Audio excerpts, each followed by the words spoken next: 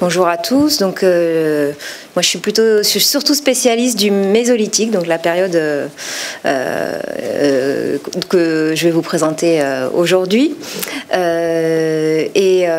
du coup, on va aussi vous parler aussi du Néolithique. Et là, je me suis fait aider aussi par mon collègue qui devait peut-être aussi participer à cette conférence, donc qui est plus spécialisé que moi sur le Néolithique.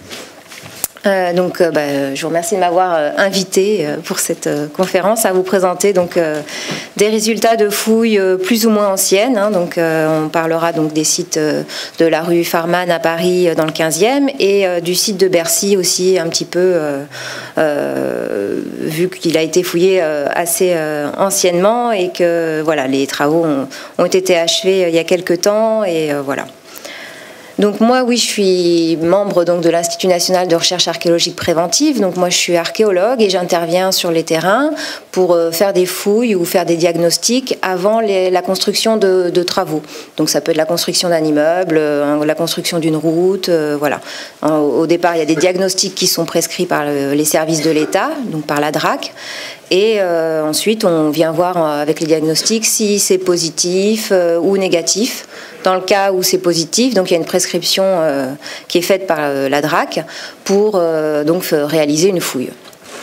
Donc moi j'interviens voilà, sur ma période plutôt la préhistoire et le Mésolithique dans ces contextes un peu de fouilles préventives et en même temps je suis rattachée à une UMR du CNRS, voilà, ce qui nous permet d'avoir des contacts avec les universités, avec des étudiants pour lancer des sujets de recherche.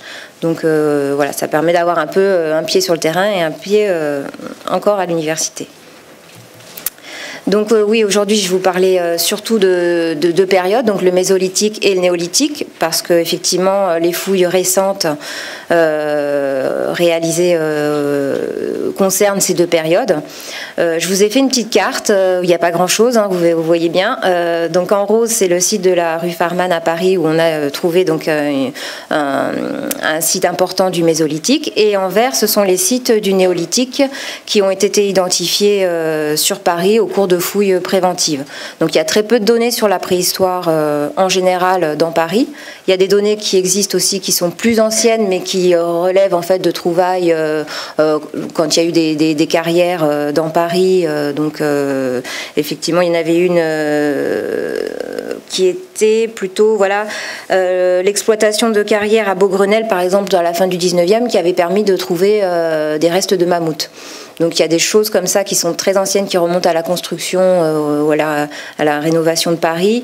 Et malheureusement, c'est des vestiges qui sont un peu hors contexte, donc on n'a pas toujours de datation associée. Donc là, en contexte préventif, c'est voilà, les principales interventions qui ont lieu dans Paris sur le Mésolithique et le Néolithique.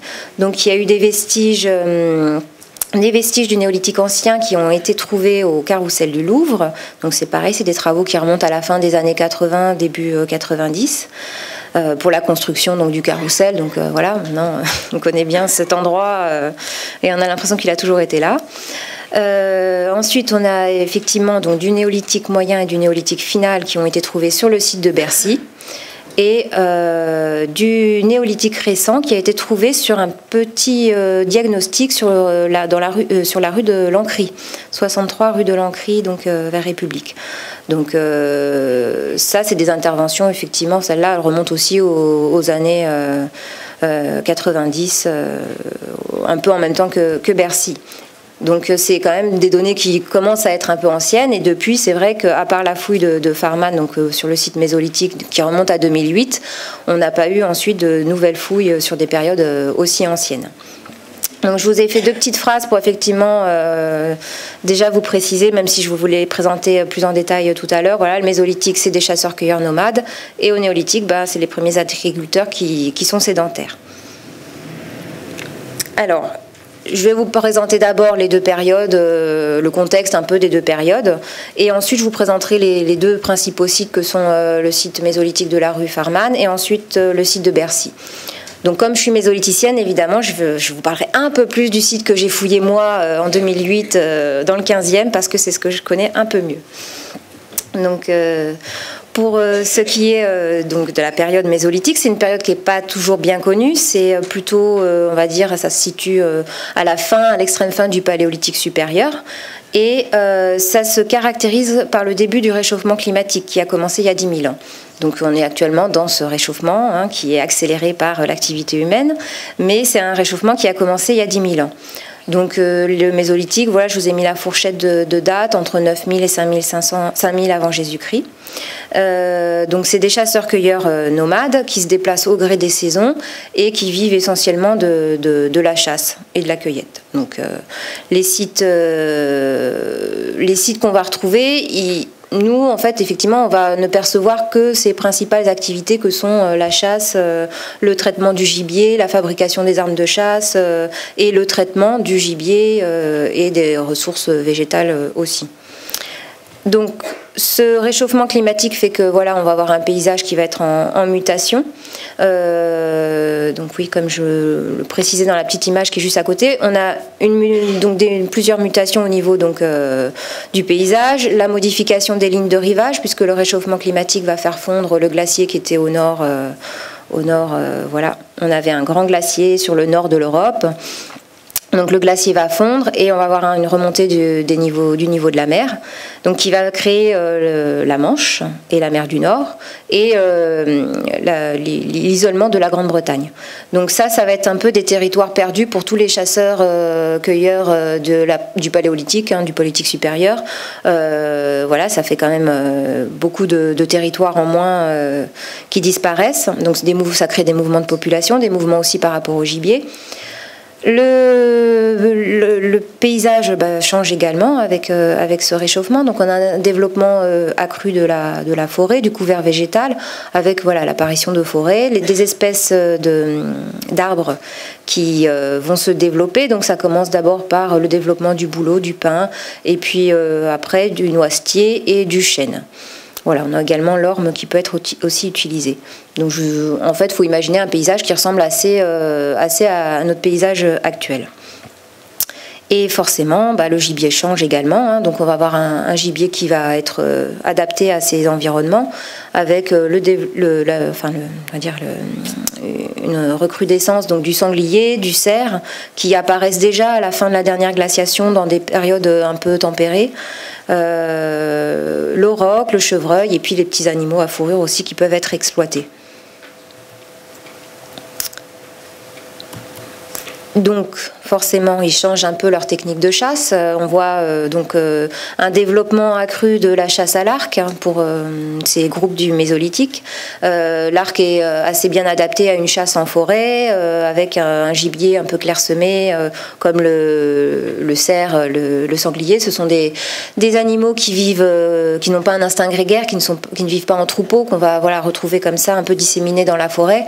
Et l'arc s'adapte assez bien à ce gibier, à cet environnement. Donc c'est vrai qu'auparavant, au Paléolithique supérieur, on avait des grandes steppes, un paysage beaucoup plus découvert, on chassait au propulseur sur des grands troupeaux d'aurochs, de chevaux, de rennes. Voilà, donc c'est vrai que là, il y a quand même un changement qui s'opère quand même assez progressivement, c'est pas du jour au lendemain. Donc tout ça se fait un peu progressivement, mais vraiment ce qu'on appelle le mésolithique, les groupes mésolithiques, c'est voilà, des chasseurs à l'arc dans des paysages assez couverts. Et donc pour chasser, ils arment leurs flèches avec des petites armatures en silex. Donc voilà, c'est ce qu'on va retrouver nous essentiellement sur les sites. Et effectivement, il faut les imaginer emmanchés sur des hampes en bois. Souvent, ça peut être du noisetier, puisque le noisetier se développe bien à cette période. Et en fonction, c'est vrai que voilà, l'essentiel des sites concerne la fabrication de ces petites pointes de flèches. Et on va retrouver beaucoup de déchets liés à ça. Parallèlement, la composition de ces formes d'armature va nous permettre de définir des ensembles chronoculturels. Donc on va commencer par fabriquer des armatures en forme de triangle asymétrique, puis en forme de triangle isocèle, puis en forme de segment. Donc tout ça, ça nous permet ensuite de faire des groupes chronoculturels, puisque maintenant on a assez de documentation et de datation pour pouvoir créer avoir une chronologie assez un peu plus fine. Donc cette période, grâce voilà, à cette typologie des armatures, avec les datations qui ont été faites sur différents gisements, on arrive à découper la période en deux grands ensembles. On parle de premier mésolithique, de second mésolithique, parce qu'effectivement il y a un changement en particulier pour le second mésolithique. On va commencer à fabriquer des lames de meilleure qualité. Voilà, on change un peu le type d'armature. Donc du coup voilà, on scinde un peu la période en deux avec des petites sous-phases. Voilà. Donc ça c'est dans les grandes lignes. On ne va pas rentrer dans le détail aujourd'hui sur les découpages chronoculturels. Donc les sites qu'on va trouver se matérialisent par pas grand-chose. Donc je vais essayer de vous mettre des petites photos pour que ça vous illustre un peu ce qu'on va retrouver. Nous, on va retrouver essentiellement des silex taillés, des déchets liés à la fabrication de ces armatures de flèches. On va retrouver des restes osseux qui sont liés à leur consommation. Donc ils chassent pour manger, pour aussi récupérer la fourrure, pour récupérer les tendons. Donc tout ce travail-là de boucherie, de grattage des peaux va se faire aussi sur ces sites. Donc on va retrouver des petits silex, voilà, qui sont un peu éparses. Donc chaque petite motte de terre, il y a un petit silex ou un morceau d'os dessus. Donc c'est vraiment des lieux de fabrication d'armes de chasse et de traitement du gibier. On retrouve de temps en temps des foyers comme ici. Donc c'est des foyers très peu construits. Ce sont des amas de pierres chauffées. Donc en général, on voit bien par leur couleur qu'elles ont été chauffées et elles sont très concentrées les unes sur les autres. Par contre, on ne va absolument pas retrouver de trous de poteaux, de calage de poteaux, c'est assez rare, même si ça peut se trouver sur certains sites.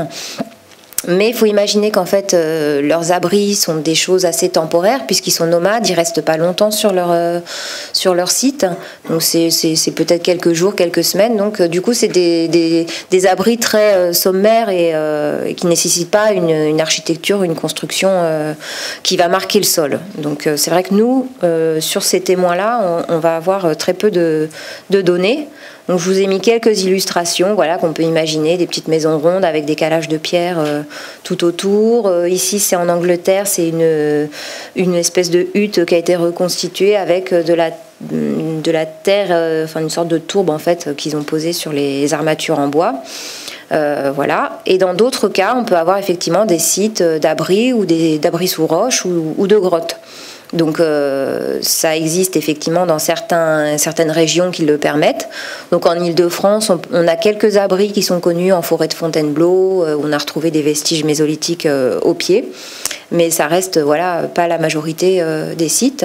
Pour l'instant, en archéologie préventive, justement, on a réussi à découvrir beaucoup de sites de plein air, donc les sites comme je vous ai montré précédemment, voilà, des sites de plein air comme ça, où on retrouve des vestiges sous forme de concentration, voilà. On a aussi quelques gisements mésolithiques qui vont être très spécifiques, où on va retrouver uniquement des fosses, donc de ce type, je ne sais pas si on voit ici, voilà, des fosses de ce type. Donc là on ne voit pas très bien, mais il y a un bord droit, il y a un fond, il y a un fond plus ou moins plat avec parfois un trou de poteau au milieu. Donc c'est assez récent ces découvertes-là. Il y a beaucoup de sites de ce genre qui a été trouvé en Champagne-Ardenne, enfin en Champagne surtout. Et c'est des sites où on va retrouver que ces fosses-là, avec de temps en temps un peu de mobilier typique, genre des armatures de flèches ou de l'os, et parfois pas grand-chose. Donc il y en a plusieurs qui ont été datés, donc on sait que beaucoup appartiennent à la période mésolithique. Et dans certains cas, on suppose que c'est lié à des dispositifs de chasse parce que on retrouve ça par exemple à l'orée d'une forêt ou d'une limite entre du calcaire et un limon, voilà. Donc ça marquerait en fait un paysage et éventuellement un lieu de chasse de prédilection où ça aurait pu être des pièges de chasse.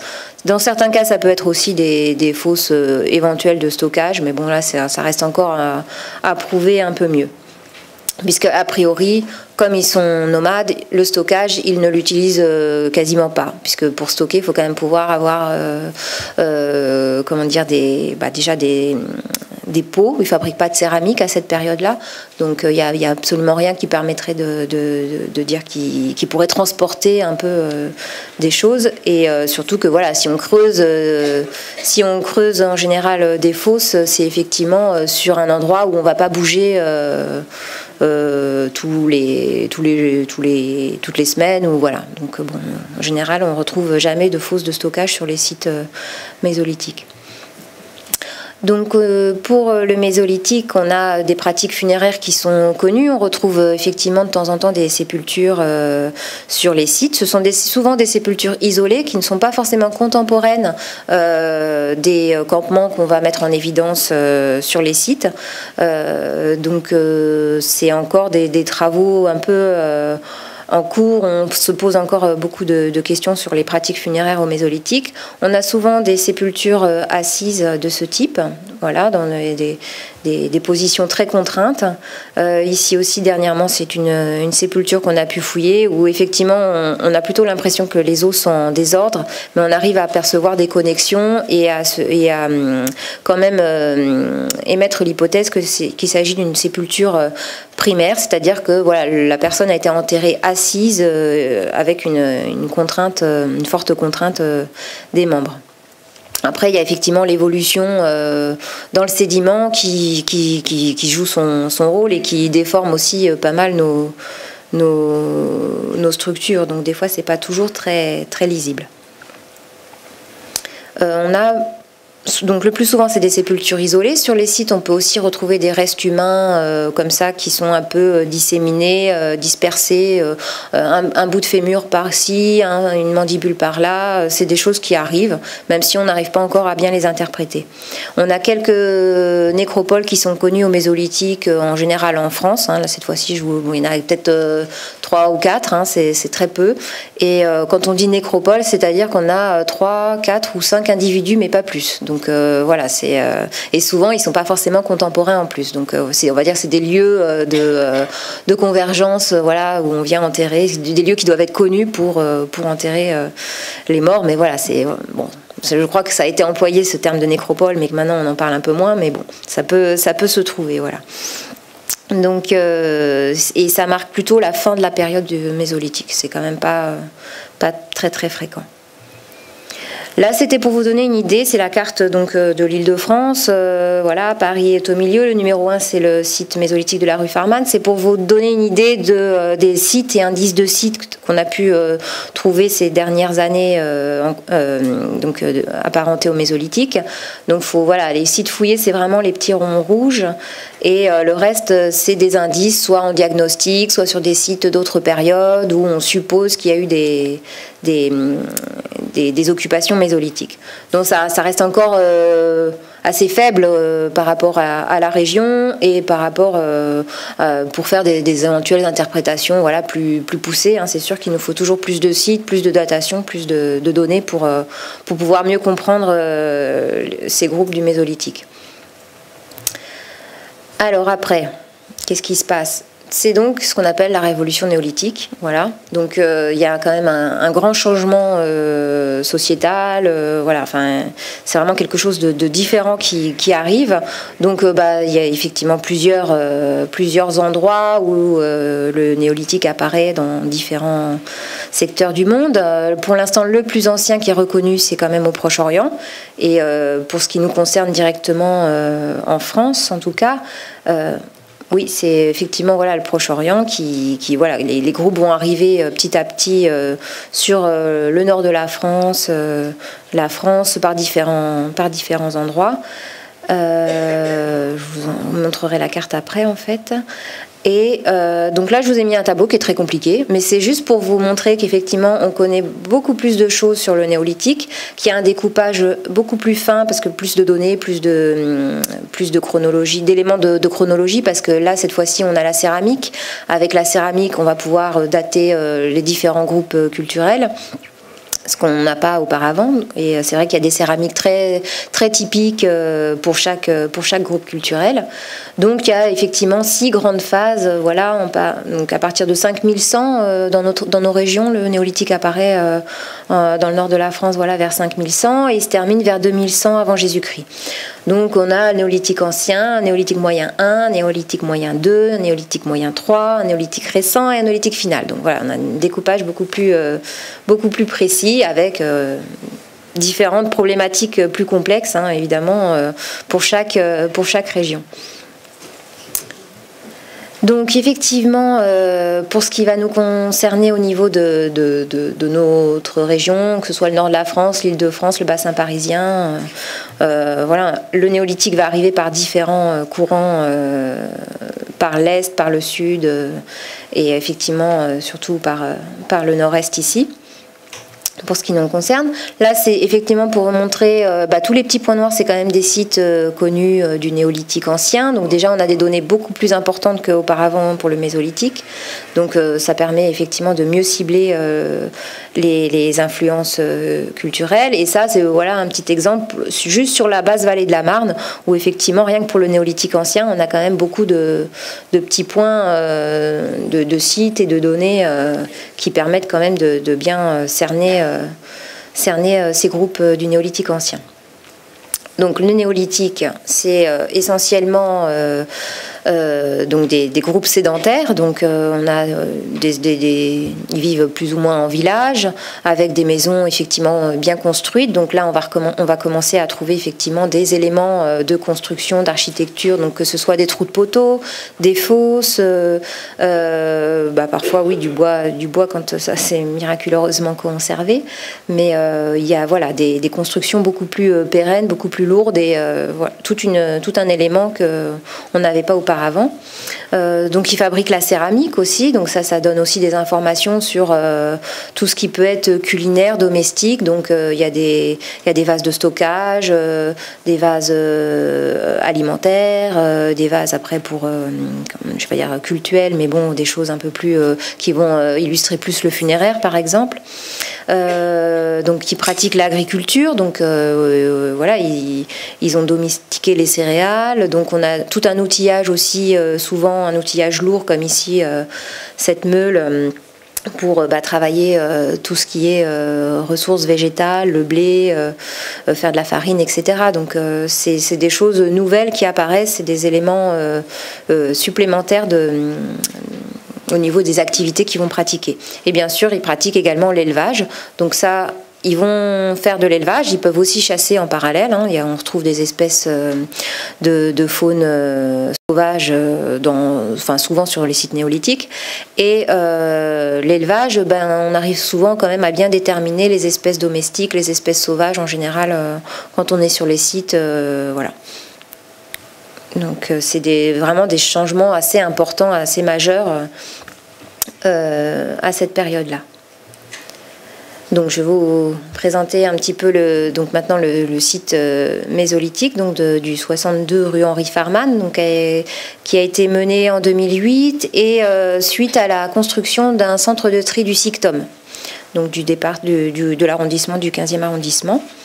Donc effectivement, voilà, l'emplacement de l'emprise était ici. Là, il y a la DGAC, le périphérique qui passait juste ici.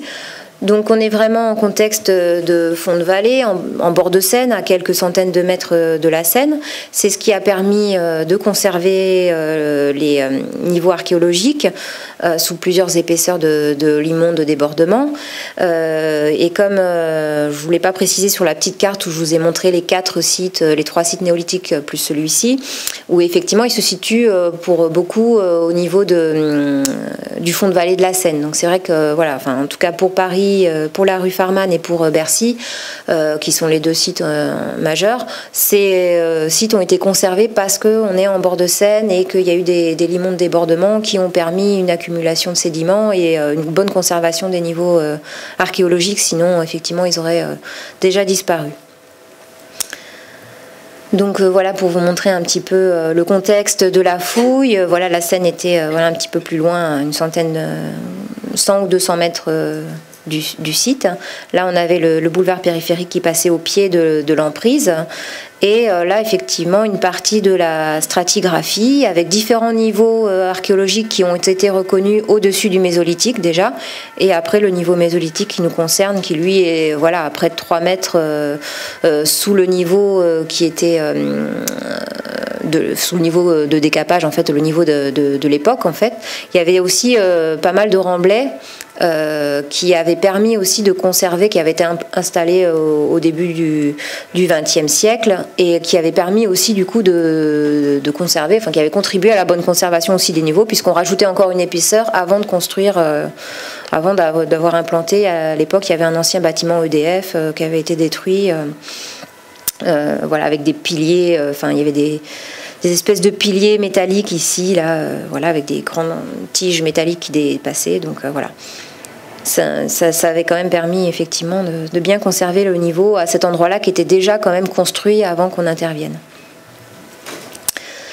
Donc pour vous montrer un petit peu la manière de faire sur ces sites-là qui sont pas faciles à appréhender, voilà, on a souvent des petites pièces, on n'a que des silex taillés qui sont souvent de petits formats. Donc pour bien les appréhender, il faut quand même voilà, avoir les bonnes personnes aussi qui savent reconnaître un peu toutes ces choses. Et donc on décape à la pelle mécanique. Là on revidait la tranchée du diagnostic ce qui nous permet d'avoir les niveaux et de suivre notre niveau repère qui avait été vu au diagnostic. Donc ça c'est des choses qui se font à la pelle mécanique. Et voilà un peu un état du site. Donc on suit la pelle mécanique et en général quand on arrive sur notre niveau, on va commencer à trouver quelques petits silex. Donc là par exemple les petites étiquettes blanches, c'est un silex.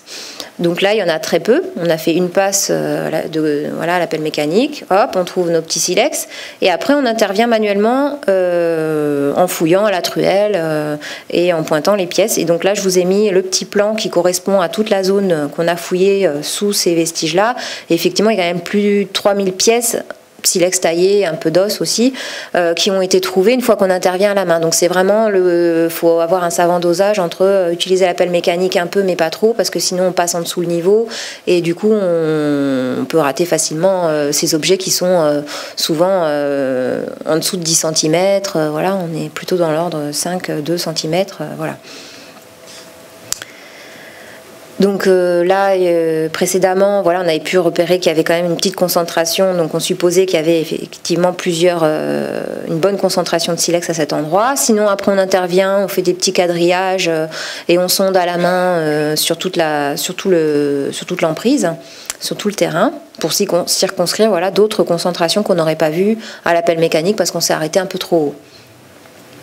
Donc au final, une fois qu'on a fini notre décapage, qu'on a fini notre fouille, ici on a pu identifier effectivement 6 concentrations.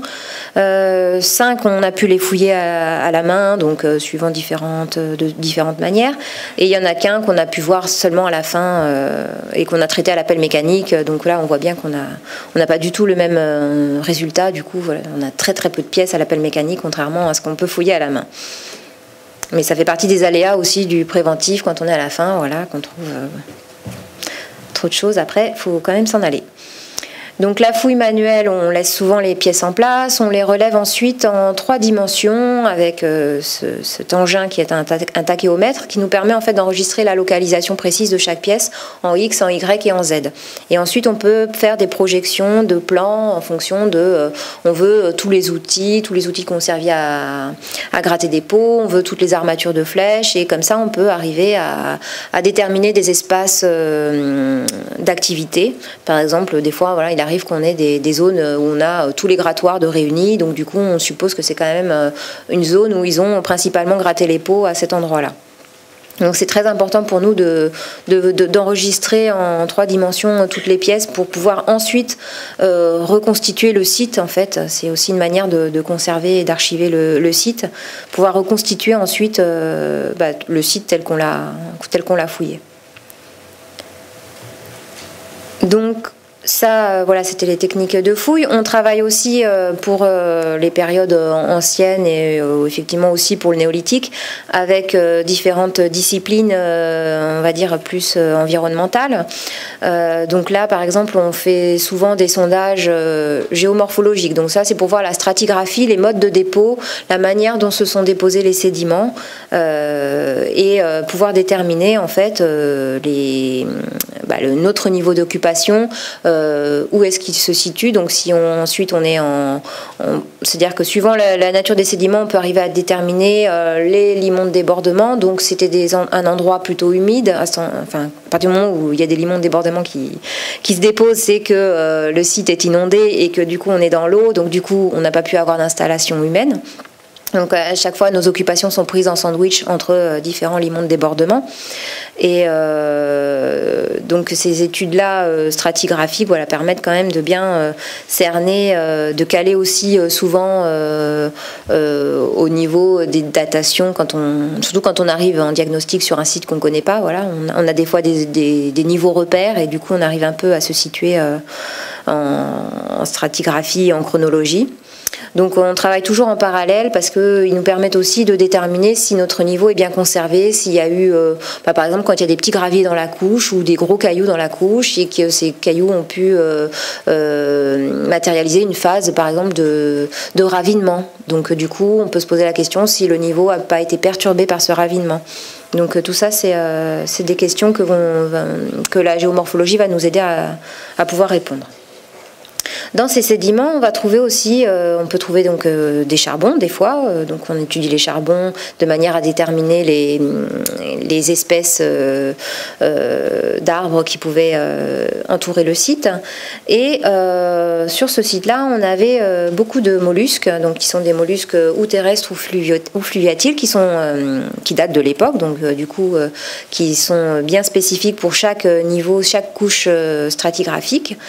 Et ces mollusques nous permettent d'avoir aussi un renseignement sur l'environnement. Donc on verra après, je vous montrerai un peu ce que ça donne avec un diagramme un peu compliqué, mais où on a du coup des informations assez intéressantes sur le climat et l'environnement. On travaille aussi avec des spécialistes de la faune de l'époque, donc c'est ce qu'on appelle l'archéozoologie. Et là, par exemple, on avait une zone avec beaucoup de faune en rejet, donc des éléments en connexion, des pattes, il y avait un crâne, etc. Et donc, du coup, c'est toujours bien quand les gens peuvent se déplacer, venir voir, faire leur détermination sur place, parce que souvent, malheureusement, là, on n'est pas dans un contexte où la faune est très, très bien conservée. Donc déjà, elle est bien conservée. Enfin, déjà, on a de la chance parce qu'elle est là. C'est pas le cas tout le temps. On n'a pas toujours de la faune conservée sur ces sites de plein air comme ça. Donc, c'est vrai que voilà, des fois, on les fouille, ils sont encore bien conservés, mais quand on va les prélever, ils vont souvent s'abîmer. Donc là, je vous ai présenté les différentes choses qu'on va faire sur le terrain. Et après, effectivement, tout ça, on mouline tout ça pendant 2 ans, on fait des études et on fait un rapport et on va pouvoir obtenir des informations sur tout ce qui va concerner le fonctionnement du site, la datation des occupations, l'attribution chronoculturelle et la fonction aussi des occupations. Donc, comme je vous disais, la géomorphologie, dans ce cas-là, elle nous permet effectivement de dire qu'on a un sol d'occupation qui traduit plutôt une stabilité du milieu environnant. Donc, ça veut dire qu'on est plutôt dans un milieu assez confortable pour s'installer. C'est pas, on n'est pas dans une chose un peu humide ou un peu marécageux. Voilà, c'est des choses où la Seine est un petit peu en retrait. Donc, du coup, on peut imaginer que ça va favoriser les implantations humaines. Là, l'étude des mollusques nous a permis ici de déterminer qu'en fait, dans la couche mésolithique qui est ici, qui nous intéresse aujourd'hui, c'est ce qu'on a retrouvé comme espèces de mollusques, c'est plutôt des espèces de terrains découverts avec une augmentation des espèces forestières et semi-forestières. Donc ça permet de dire qu'effectivement on est dans un contexte de prairie avec une forêt pas loin et que par contre les aquatiques sont résiduels, donc ça veut dire que encore une fois l'eau, la Seine, tout ça elle était quand même assez loin et qu'on n'était pas dans un contexte humide. On est toujours dans un contexte favorable à l'implantation humaine, donc effectivement ça permet de corroborer un peu nos différentes concentrations qu'on a pu observer et dire que s'ils sont installés là, c'est parce qu'effectivement c'était un endroit, un peu un point d'appel intéressant pour eux, parce que les pieds au sec, avec l'eau pas loin et la faune, le gibier qui devait quand même se balader pas loin. Dans le cadre des analyses un peu plus poussées qu'on peut faire, on avait donc des restes de faune sur le site. Ces os d'animaux, donc on peut dire effectivement les espèces qu'ils ont chassées, ça nous permet déjà de dire les espèces qu'ils ont chassées. On peut aussi les dater, même si là sur le site les os ne sont pas assez bien conservés pour obtenir des datations. Et on peut aussi travailler sur la biochimie de l'os et travailler avec les isotopes qu'on va récupérer, ça c'est des analyses très poussées. Donc sur le collagène de l'os, on peut extraire des isotopes qui sont C13N15, qui eux sont des marqueurs de l'alimentation et de l'environnement des espèces. Donc du coup, on peut, en fonction de leur dosage, on peut arriver à savoir si les espèces qui ont été chassées vivaient dans un environnement ouvert, un environnement de forêt. Donc du coup, c'est encore des indications par rapport à l'environnement qui sont assez intéressantes pour ces périodes où on n'a pas toujours beaucoup d'éléments pour reconstituer le paysage. Donc là, effectivement, les analyses qui ont pu être effectuées sur les os d'animaux ont permis encore une fois de déterminer un paysage plutôt ouvert sur le terrain, donc à l'emplacement même de la fouille, un paysage plutôt ouvert. Donc on peut imaginer une petite prairie en bordure de forêt, Donc c'est assez intéressant pour nous, c'est encore des éléments en plus qui viennent nous permettre de documenter les occupations humaines. Donc voilà, ça c'est pour résumer, quand toutes ces analyses environnementales nous permettent d'envisager un environnement stable, un paysage relativement ouvert. Et donc on a pu faire quelques datations qui nous permettent d'obtenir une fourchette d'occupation entre 8600 et 7700 avant Jésus-Christ. Donc voilà, on a pu faire que 3 datations sur le site parce que malgré la présence de restes osseux, ils n'étaient pas assez bien conservés. Le collagène était plutôt de mauvaise qualité, donc ça ne nous permet pas d'obtenir des datations radiocarbone suffisamment précises. Donc du coup, il faut vraiment que le collagène soit bien conservé pour avoir des bonnes datations et être sûr qu'on n'ait pas un résultat biaisé.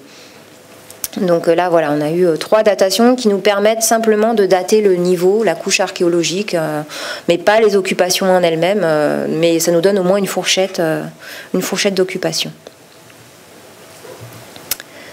Donc, suivant les différentes études, on a essayé donc de comprendre le fonctionnement du site. Donc, c'est-à-dire, on avait 6 concentrations, donc 5 principalement parce que la dernière, malheureusement, on ne peut pas trop l'exploiter vu qu'elle a été fouillée à la pelle mécanique. Donc, les 5 concentrations, c'était déterminer si elles avaient pu être contemporaines, si elles fonctionnaient un peu ensemble, voilà. Donc ça, on essaye de faire des remontages entre ces concentrations. On essaye de bien les déterminer en fonction des assemblages d'armatures aussi. Donc là, il s'est avéré qu'on avait une concentration ici qui semble plutôt dédiée au travail du grès, à la mise en forme de produits, d'objets en grès. Ici, ce serait plutôt une occupation un peu plus ancienne. Ensuite, on a celle-ci qui est un petit peu plus récente par rapport à celle-là. Et ces 3-là qui auraient pu fonctionner ensemble parce qu'on a un remontage d'une plaquette en grès, donc qui est une plaquette qui a pu servir à moudre, entre guillemets, éventuellement des coquillages ou des choses un peu, un peu de ce type-là. Enfin, on a un remontage du coup entre ces 3 secteurs-là. Donc en plus on a un assemblage d'armature qui est assez similaire entre cette concentration-là et cette concentration-là. Et du coup on a pu supposer à un moment donné que c'était peut-être des choses un peu contemporaines ou subcontemporaines, même si on n'a pas plus de remontage que ça. Après, faire de remontage, ça demande beaucoup de temps. C'est vrai qu'on peut remonter les silex entre eux, mais ça demande beaucoup de temps, donc c'est pas toujours faisable dans le cadre d'une étude, d'un rapport de fouille, on va dire. Donc après, ça peut être des travaux menés par des étudiants ultérieurement. Hop. Donc là, c'est juste un tableau, c'est pareil, c'est juste pour repérer, surtout voilà, tout ce qu'on a récolté au final, ça fait 18 000 pièces. Donc on a aussi bien des outils en silex, des outils en grès, des outils en os aussi, et beaucoup de déchets de taille de silex, donc liés à la fabrication des armatures de flèches. Donc ça, je passe vite fait, c'était juste pour donner un espèce de rendu du nombre de vestiges qu'on peut récolter en fouille comme ça. Donc les silex taillés, c'est ce qui est le plus important dans le lot évidemment. Les silex taillés qu'on a retrouvés sur toutes les concentrations, ce sont des objets liés à la fabrication des pointes de flèches. Donc c'est énormément de déchets de taille. Donc on va voir après. Voilà, nous on distingue différentes catégories au sein de tous ces vestiges, de tous ces déchets.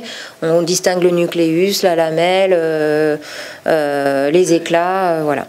Donc il faut savoir que quand on taille le silex, on prend, enfin là en tout cas, en l'occurrence sur le site, ils sont partis de petits galets de silex qui sont des galets de rivière, donc qu'on peut trouver comme ça dans les terrasses anciennes de la Seine. Et donc ils prennent ces petits galets, donc ils les percutent entre eux, ils prennent un autre galet et ils tapent à un endroit stratégique parce qu'on tape pas n'importe comment, il y a des principes de taille, donc voilà, il faut toujours avoir un angle inférieur à 90 degrés pour pouvoir au moins extraire quelque chose. Donc eux, ils sont partis de petits galets de rivière qu'ils ont trouvés sur place. Hein. On en a retrouvé un peu plus en dessous du niveau. Donc c'est des choses, voilà, au gré de leur promenade à proximité, ils ont dû les trouver assez facilement. Donc ils essayent d'extraire de ces blocs des espèces de produits allongés, des petites lamelles comme ça. Donc je vous ai mis un petit schéma, voilà, on voit ces petites lamelles un peu mieux. Et une fois qu'ils ont extrait ces lamelles, ils les récupèrent pour ensuite les fracturer. Alors là, pour le mésolithique, ils fracturent d'une certaine manière. Donc on appelle ça la technique du microburin. C'est une technique qui apparaît spécifiquement au mésolithique, qui perdure encore au néolithique, mais c'est vraiment un truc, une technique très particulière de la période. Donc c'est assez diagnostique, on va dire, de ces groupes-là. Donc ensuite, ils fractionnent donc leurs lamelles pour ensuite fabriquer des petites armatures plus ou moins géométriques. Donc il y en a en forme de triangle, en forme de segment, qui sont plutôt petites. Hein, vous voyez l'échelle, chaque trait c'est 1 cm, donc c'est pas très grand. Donc là, voilà un exemple, par exemple, d'emmanchement qu'aurait pu se faire sur une des concentrations du site de Paris, Farman. Là, c'est un exemple archéologique qui a été trouvé en Scandinavie, où la flèche, enfin les armatures étaient encore emmanchées au sein de la flèche et de la hampe en bois. Donc ça, c'est assez intéressant. On fonctionne effectivement avec des sites parfois exceptionnels qui ont livré comme ça des exemples d'arcs, des exemples de flèches, où on peut, avec ça, s'imaginer un peu les types d'emmanchement et les techniques de chasse et de fabrication des arcs. Et sur les sites, voilà, comme ici, on ne retrouve pas du tout cet armement en bois. Sur le site, tout ça, c'est pas conservé. Donc voilà, c'est ensuite, oui, effectivement, emmanché à l'aide de colle ou à l'aide de liens végétaux, aussi de tendons, hein, ça peut être emmanché, voilà, souvent il y a un lien quand même qui vient consolider l'emmanchement. En parallèle des armatures de flèches qui sont un peu l'objectif de la taille du silex, on va trouver aussi des éclats qui vont être réaménagés ensuite en outils pour un travail plus domestique. Donc là par exemple ce sont des petits grattoirs qui ont servi à gratter de la peau. Donc on a de temps en temps des éclats qui vont être réaménagés avec, voilà, là on a des petits enlèvements ici qui ont été réalisés pour aménager un petit front de grattoir. Parfois les éclats peuvent être aussi utilisés bruts sur des matériaux. Donc là, nous visuellement on ne va pas le voir, par contre on va faire appel à la tracéologie. Donc on a des gens spécialistes qui vont regarder avec un microscope électronique à balayage les traces d'utilisation et les polis qui ont pu se déposer. Donc si on a travaillé de la peau, on va avoir un poli de peau qui va se former. Si on découpe de la viande, on va avoir un poli typique de la découpe qui va se former. Donc nous maintenant, c'est vrai qu'on travaille toujours maintenant en collaboration avec des tracéologues qui sont des gens formés spécifiquement à ça, parce qu'on ne s'improvise pas tracéologue, mais ça nous permet de compléter sérieusement les activités qu'on va percevoir sur ces sites, parce que quand effectivement ils vont utiliser un simple éclat de silex pour découper de la viande, nous on n'a aucun moyen en dehors de la tracéologie de dire que ça a servi à ça.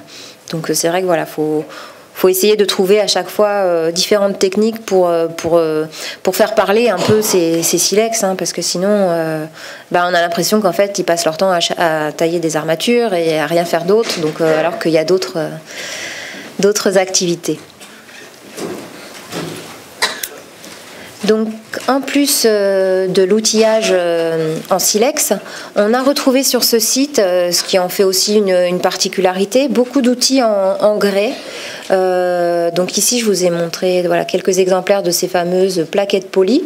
On a pu également les regarder en tracéologie.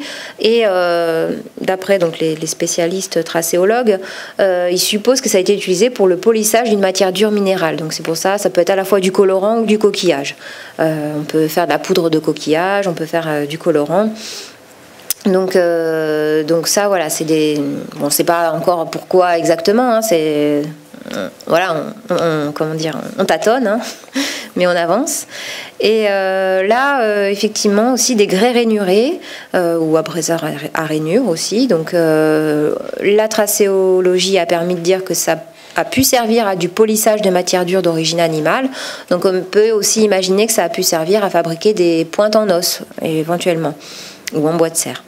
Donc voilà, c'est des vestiges qu'on retrouve pas toujours sur les sites de plein air mésolithiques, qu'on a pu retrouver souvent en contexte de ramassage de surface, donc pas toujours bien calés. Donc là, c'est un peu la première fois où on les a en contexte de fouilles, donc bien calés et datés. On a aussi ces objets assez typiques de l'Île-de-France, enfin du mésolithique d'Île-de-France, qui sont donc des outils prismatiques en grès quartzite. Donc sur le site, on a trouvé la plupart en grès quartzite. Donc le grès quartzite, c'est un matériau qu'on va retrouver en Île-de-France assez facilement sur les buttes tertiaires.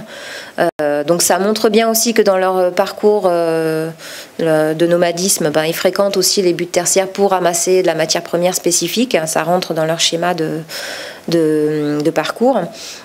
Sur le site, les objets que nous on a trouvés sont souvent cassés, abandonnés parce que cassés à cause de leur utilisation. Donc ils ont été utilisés sur place. Mais on a aussi retrouvé donc une espèce de préforme.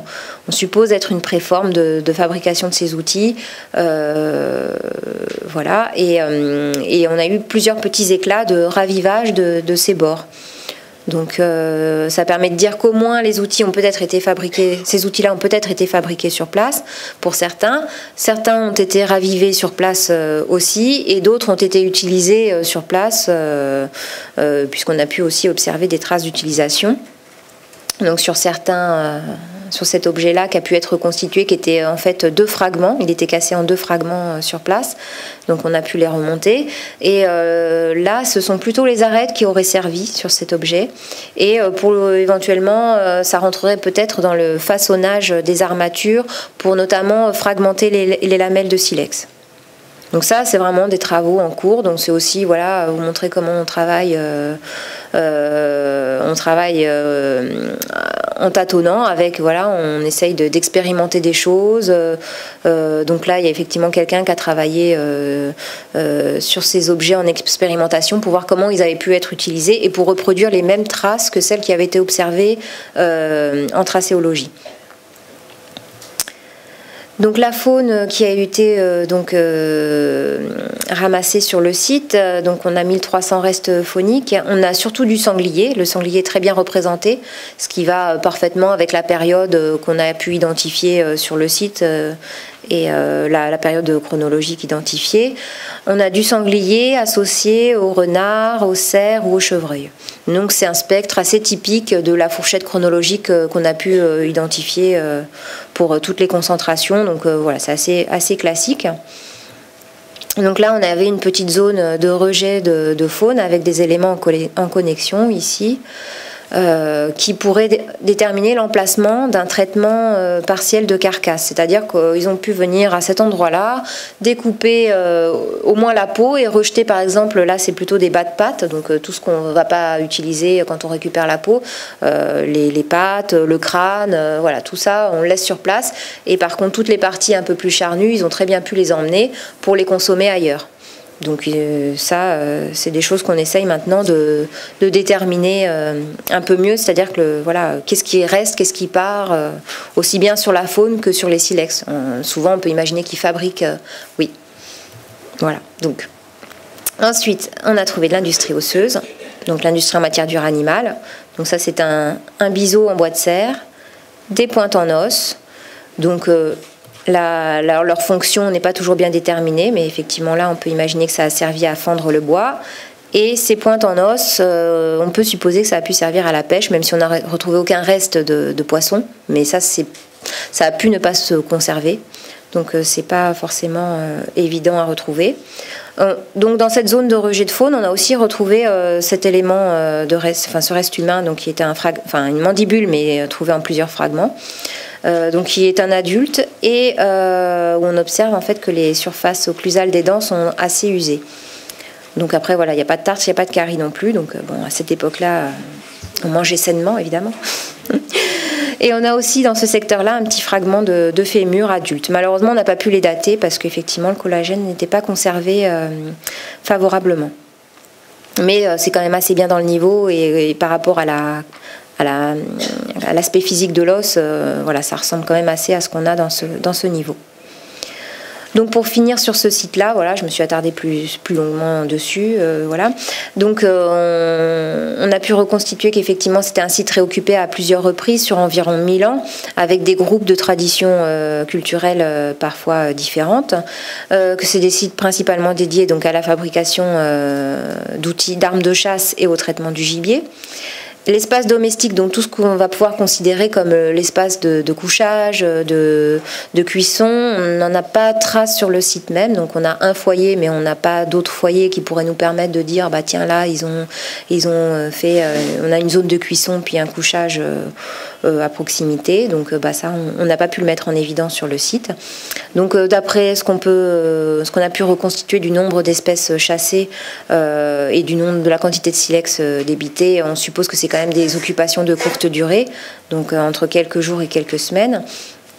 Et faut imaginer que ces sites de fond de vallée fonctionnent en complémentarité avec d'autres sites qu'on pourrait retrouver sur les plateaux, sur les versants, sur les buttes tertiaires. Mais ça, voilà, on n'a encore pas beaucoup de données sur les parcours, fréquentés, les parcours des groupes mésolithiques à cette période. Donc maintenant, j'ai passé au site de Bercy, que je connais moins bien, donc forcément, je vous en parlerai peut-être moins bien. Donc, il faut savoir que c'est une fouille qui a été réalisée entre 1990 et 1996, qu'elle a été fouillée, donc c'est un site qui a été fouillé par Philippe Marquis et Yves Lanchon. Donc, je sais que Philippe Marquis est maintenant conservateur du patrimoine et qu'il a travaillé sur d'autres terrains, notamment en Afghanistan, entre-temps, depuis. Donc, c'est vrai que voilà, il y avait plus beaucoup de personnes pour parler de ce site-là et que Yves Lanchon, malheureusement, est décédé il y a quelques années. Donc les archives de fouilles sont conservées effectivement à l'INRAP, une partie en tout cas des archives de fouilles sont conservées à l'INRAP, que donc mon collègue Richard Cotiot, qui est néolithicien à l'INRAP, lui a bien suivi cette fouille-là et avait récupéré effectivement pas mal d'archives. Donc du coup on a pu essayer de se remémorer ces belles découvertes du site de Bercy.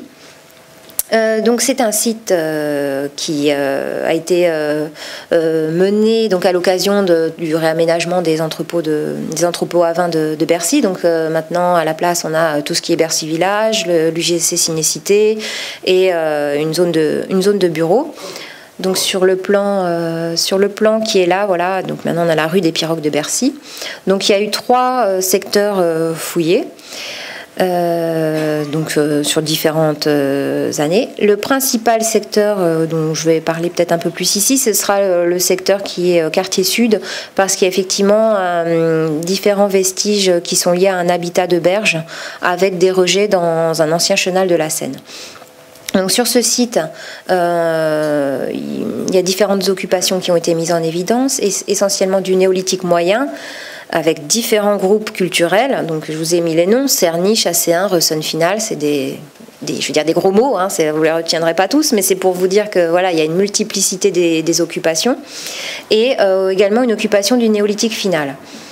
Pour le néolithique moyen, donc il s'agit effectivement pour cette zone-là plutôt d'une zone d'habitat, habitat de berge du néolithique moyen, et qui est en lien avec un paléochenal qui a été identifié donc ici, qui est l'ancien chenal de la Seine.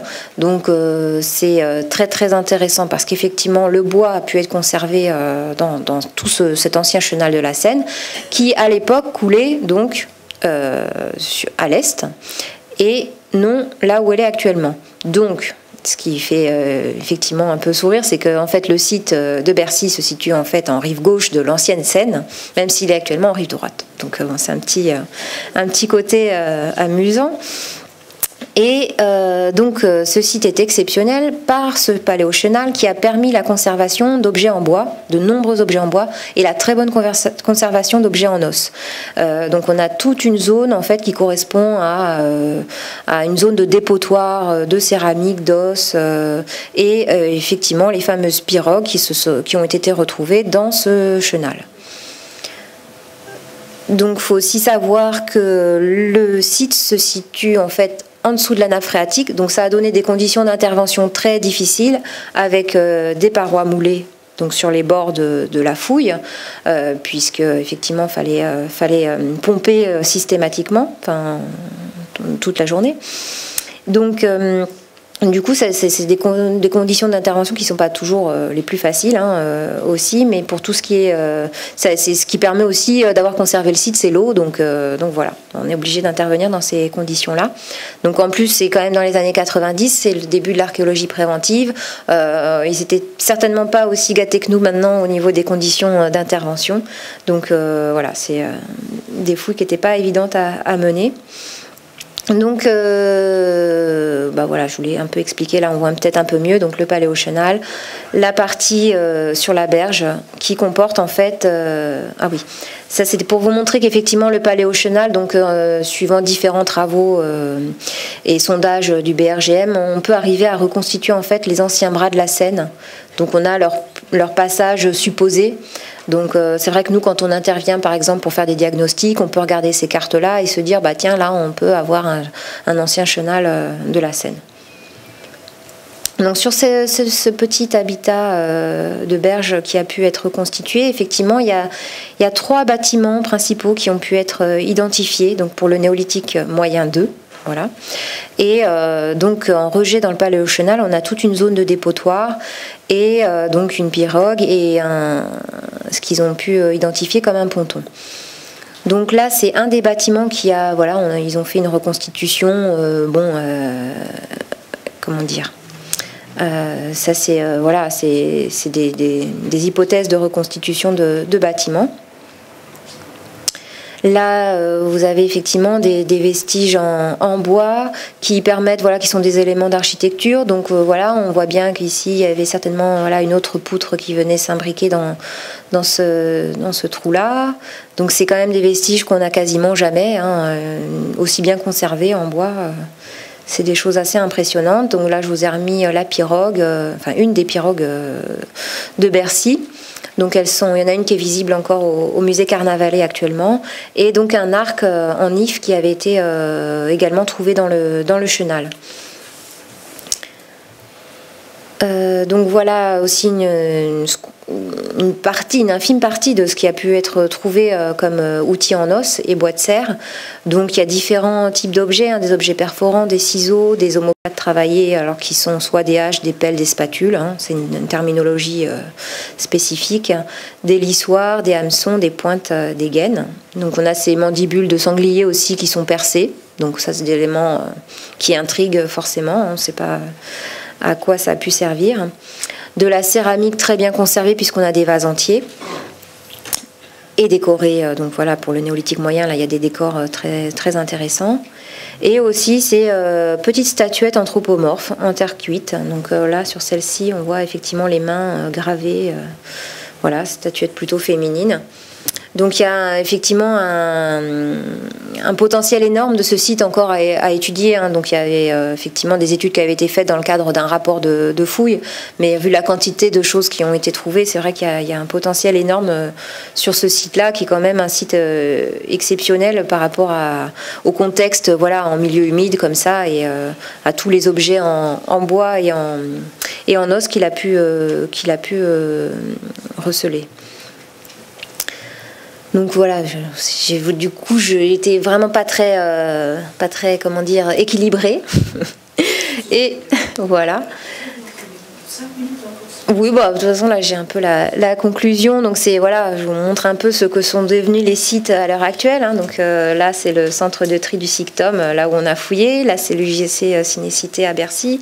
Donc, c'est juste pour vous montrer, voilà, l'aménagement du territoire, ça permet quand même de contribuer à mieux connaître notre patrimoine. Et c'est vrai que malgré que ce soit encore des lieux très très urbanisés, on peut encore trouver des petites choses des fois un peu préservées, un peu sauvegardées au hasard des diagnostics et des fouilles. Donc ça reste, voilà, intéressant à chaque fois d'intervenir au cœur des villes pour effectivement retrouver des choses plus ou moins anciennes. Voilà, en général, on sait qu'il y a du médiéval dans Paris, on arrive encore à accéder à ces vestiges-là. Les vestiges un peu plus anciens, c'est toujours un peu plus compliqué parce que y a eu souvent des constructions, et puis parfois il faut descendre parce que là, en bord de Seine, on est quand même à des profondeurs parfois un peu importantes. Donc du coup, il faut quand même creuser profondément. Mais bon, là, voilà, c'est deux cas qui permettent d'illustrer un peu... même si on aimerait encore fouiller davantage et trouver davantage de sites, mais bon, voilà, c'est déjà des cas intéressants et un peu exceptionnels. Donc voilà, je vous remercie de votre attention. Merci beaucoup, Bénédicte Soufi, pour cette conférence extrêmement riche, dense, très informative.